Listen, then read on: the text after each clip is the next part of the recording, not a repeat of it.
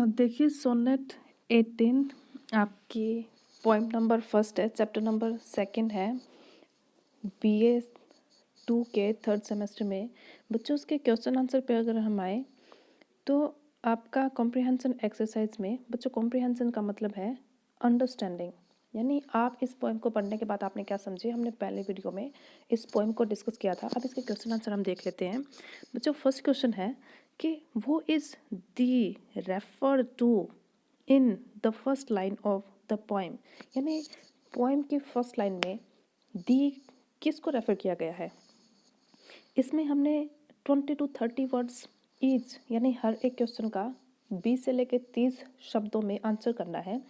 बच्चों पहली बात आप ये जान लें कि कभी भी कहीं भी जब सिंगल कोमा में कोई वर्ड, कोई लाइन, कोई सेंटेंस बंद हो, आप वर्ड की बात करें कि सिंगल कोमा में कोई वर्ड है तो उस वर्ड का मीनिंग उस सेंटेंस में यूज़ नहीं किया गया है, बल्कि उस वर्ड के बारे में बात की गई है। आगे जब हम ग्रामर के टॉपिक कर रहे होंगे तब भी आप देखेंगे कि कुछ वर्ड्स को स्पेशली इटैलिक फॉर्म, यानी जब थोड़े टेढ़े से अक्षर लिखे जाते हैं वो इटैलिक फॉर्म होते हैं, इटैलिसाइज्ड किया जाता है उन वर्ड्स को। इटैलिक फॉर्म में कोई वर्ड है, अंडरलाइन है, या फिर सिंगल कोमा में बंद कोई वर्ड है आपका, वो अपने ग्रामर के टॉपिक से डायरेक्टली लिंक होता है।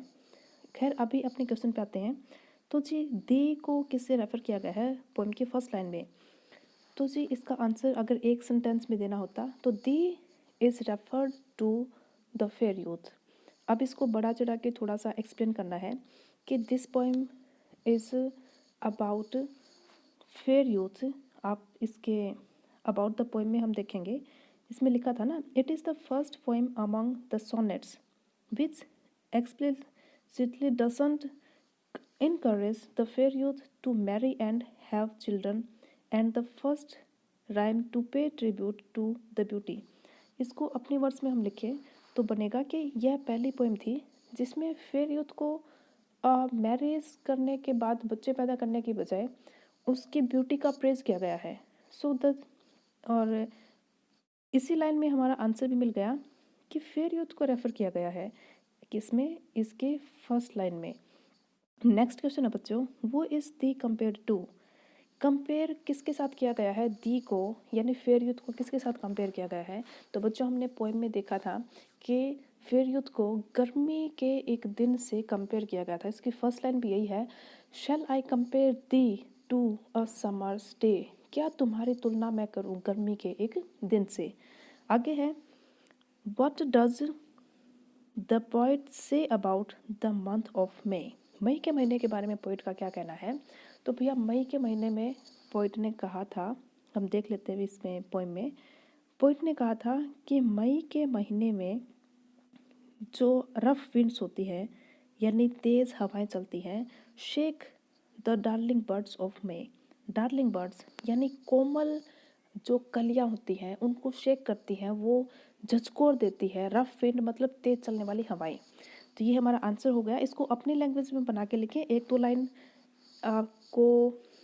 दो लाइन में हम पोइम के बारे में लिख देंगे कि ये पोइम सोनेट 18 है और इसमें फेयर यूथ को कवि ने, हमारे पोइट ने क्या किया है, उसके ब्यूटी की तारीफ़ की है। और ये बहुत फेमस सोनेट है अपना, रिटन बाय विलियम शेक्सपियर। और जी इसमें पोइम में गर्मी के महीने के मई के महीने के बारे में ये बात हमने डिस्कस की है। नेक्स्ट क्वेश्चन है हमारा, how does the poet eulogize eternal summer, यानी अनंत गर्मी के बारे में कैसे कवि ने एक्सप्लेन किया है, क्या कहा है। बच्चों यूलोजाइज का मतलब है प्रशंसा करना, तारीफ करना। तो भैया हमने पोइम पढ़ी थी, तब पोइम में हमने पता किया था, पोइम के समरी में आया था कि जी पोइट ने दो बातें कही हैं गर्मी के बारे में, समर के बारे में। अटर्नल समर, कभी खत्म न होने वाली गर्मी। आप पोइम में वो लाइन देखिए, देखें इस लाइन में, but thy eternal summer shall not fade.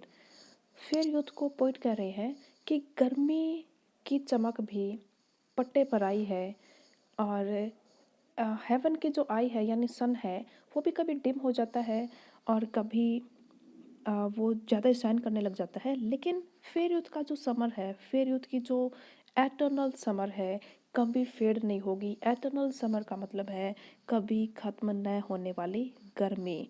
और बच्चों गर्मी से कंपैरिजन क्यों किया है, मैंने आपको पोएम के एक्सप्लेनेशन में बताया था कि पोइट का बैकग्राउंड इंग्लैंड से है। और बच्चों वहाँ पर जैसे हमारे यहाँ नॉर्थ इंडिया में सर्दी के टाइम पे हल्की हल्की धूप आए तो सर्दियों के टाइम की धूप हमारे लिए इतना खुशनुमा होती है। उसी प्रकार इंग्लैंड में गर्मी के मौसम में हल्की फुल्की धूप आती है और लगभग जब उनकी सर्दियाँ होती हैं तो हमेशा बर्फ़ ही उनके आसपास होती है।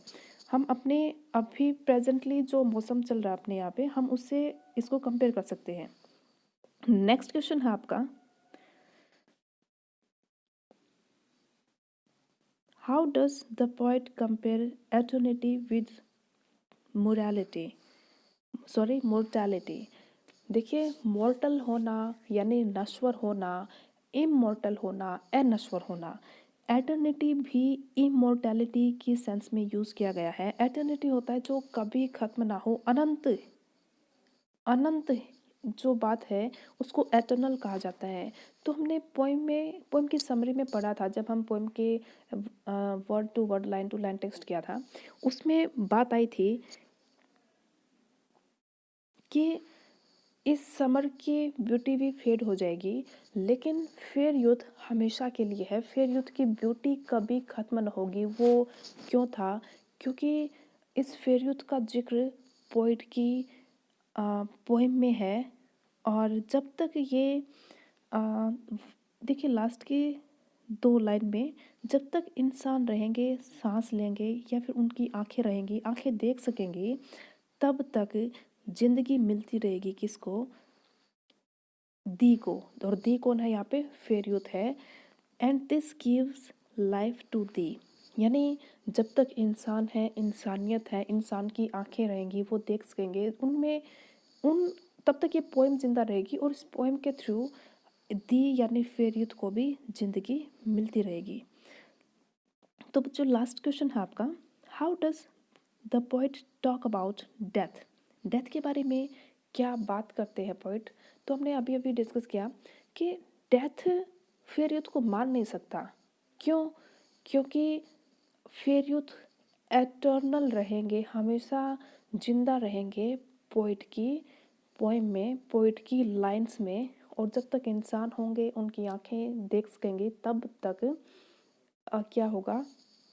इसको लाइफ मिलती रहेगी फेयर यूथ को। बच्चों कोई भी आपका प्ले है, कोई भी पोएम है, कोई भी ऐसे है या आपका लेसन है, आपने कॉपी पेस्ट नहीं करना है क्वेश्चन आंसर्स को। सबसे पहले तरीका ये होता है कि आप समरी को ढंग से पढ़ें। अगर कोई लेसन है तो उसकी समरी पढ़ें। आप डायरेक्ट उसको टेक्स्ट नहीं पढ़ सकते तो हिंदी समरी कहीं से आप मैनेज करें आपकी हेल्प बुक से। या फिर पोइम है तो बच्चों पहले पोइम पढ़ें, आप उसकी समरी पढ़ें, पोइम का टेक्स्ट पढ़ें। उसके बाद अपना ओपिनियन बनाएं कि उस पोइम में क्या बातें की गई हैं। फिर आप क्वेश्चंस के स्टेटमेंट्स को देखें, उनको समझें।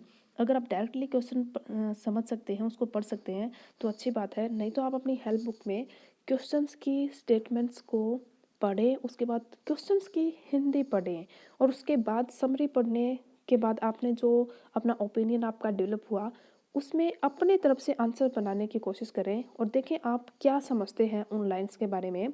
उसके बाद आता है कि हेल्प बुक में क्या आंसर दिया हुआ है। 2 बातें हो सकती है बच्चों, हो सकता है कि आपने जो आंसर किया वो वेल एंड गुड है, और ये भी हो सकता है कि आपका आंसर है तो अच्छा, लेकिन उसमें थोड़ा इम्प्रूवमेंट हो सकता है, जो कि आप हेल्प बुक के आंसर से आप उसमें देख सकते हैं। ब्लाइंडली फॉलो नहीं करना है किसी भी हेल्प बुक को, किसी भी जिसको हम गाइड कहते हैं उसको अपना हेल्प लेने तक ही सीमित रखें। और कोई भी क्वेश्चन है, कोई भी लेसन है, उसका समरी के बारे में अपना ओपिनियन डेवलप करें। बच्चों ये आपकी प्रॉपर स्टडी है। उसके बाद आपके 150 वर्ड्स के यानी थोड़े बड़े क्वेश्चन आ गए। बच्चों आज की वीडियो में हमने शॉर्ट आंसर क्वेश्चन आंसर किए और नेक्स्ट वीडियो में हम करेंगे ग्रामर का टॉपिक।